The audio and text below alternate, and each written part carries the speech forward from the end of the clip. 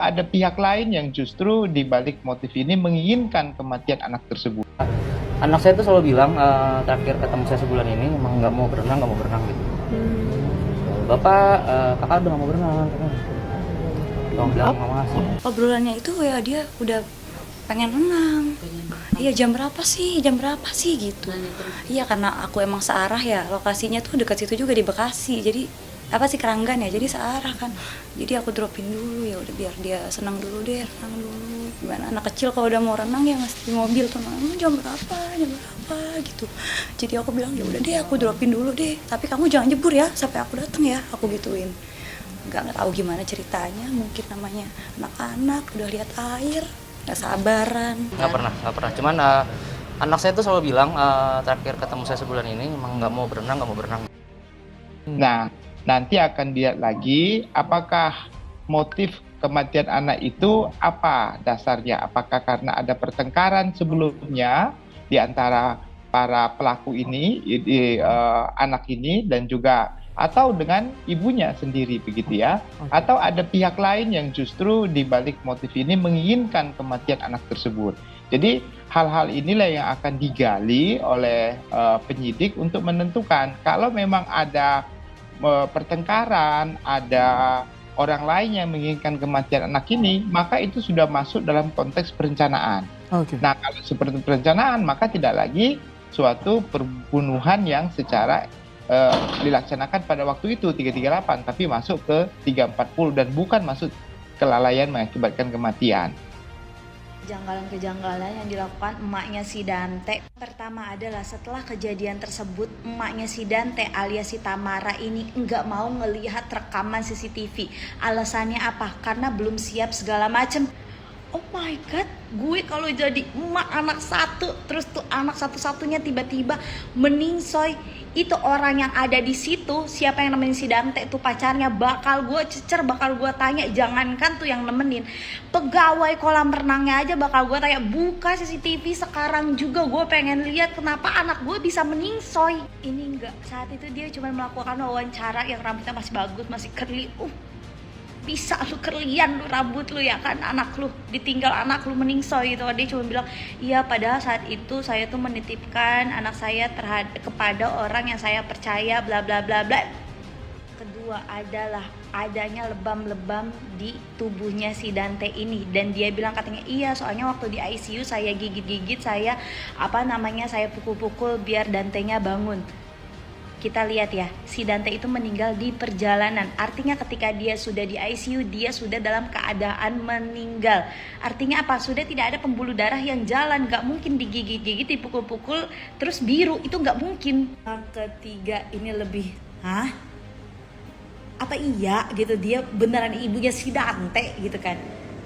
Bapaknya nih ya, semenjak si Dante ini meninggal, dia kayak memperjuangkan justice for Dante di Instagram. Lu tahu emaknya malah melakukan apa? Dia ngepost galang dana 100 hari menuju galangan dana menuju 100 hari Dante dengan bawa-bawa anak Palestina. Buat apa galangan dana?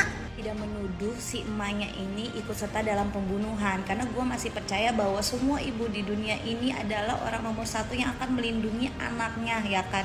Cuma dia tuh terkesan seperti melindungi atau menutup-nutupi si aksi pacarnya ini guys. Iya gak sih? Gue inget banget waktu kasus yang anak kecil pakai perhiasan terus dia dibunuh sama tantenya sendiri. Gue ngeliat video emaknya, bener-bener dia nangis jadi-jadinya sampai pingsan manggilin anak-anaknya. Tapi ini tidak terlihat pada emaknya si Dante ini. Kalau kalian lihat di sosial medianya, dia bener-bener yang kayak kagak ada sembab, kagak di meninggal anaknya nih, di tahlilan anaknya dia foto sama artis-artis lain senyum.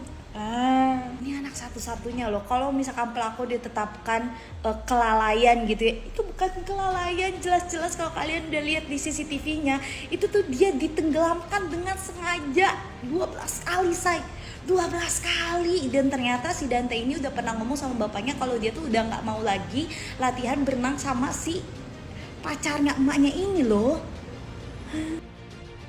Kalau kita bicara menenggelamkan, artinya ada unsur kesengajaan yang dilandasi kebencian, ya. Kita menenggelamkan sesuatu atau seseorang didasari oleh hal tersebut.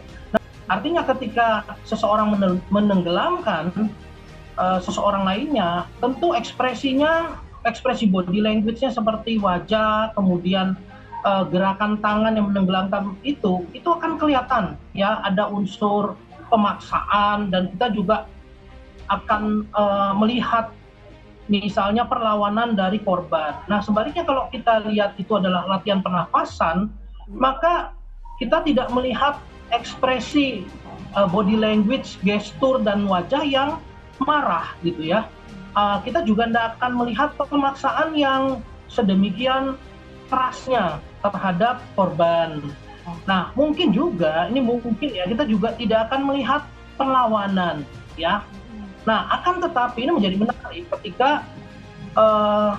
ketika di dalam sebuah latihan pernafasan yang dimaksud itu, polisi menemukan secara forensik itu adanya perlawanan yang mungkin terlihat di tangan dari YA misalnya, atau bagian tubuh yang lainnya. Artinya adalah si YA harusnya sudah tanggap, ya, responsif terhadap ketidakmampuan korban untuk melanjutkan latihan. Jadi di situ ada unsur pemaksaan. Tak disangka, pesan terakhir Raden Andante Khalif Pramudityo sebelum meninggal kepada sang ayah, Angger Dimas, justru membongkar kejanggalan dari Tamara Tiasmara. Ada perbedaan kesaksian yang disampaikan Tamara dan juga Angger. Angger Dimas mengungkap, sebulan sebelum kejadian tewasnya Dante berulang kali mengatakan bahwa dirinya tidak mau lagi latihan berenang. Dante juga meminta kepada ayahnya untuk menyampaikan permintaan tersebut kepada sang ibu, Tamara Tiasmara. Sedangkan di sisi lain, Tamara mengungkap, sebelum ada kejadian tewasnya Dante, Tamara mengungkap bahwa Dante sangat ingin berenang. Bahkan Dante berulang kali bertanya, jam berapa mereka akan berangkat berenang. Padahal, menurut kesaksian Angger Dimas, kala itu Dante memintanya untuk menyampaikan kepada Tamara Tiasmara, alias ibu Dante, untuk berhenti mengajaknya latihan renang.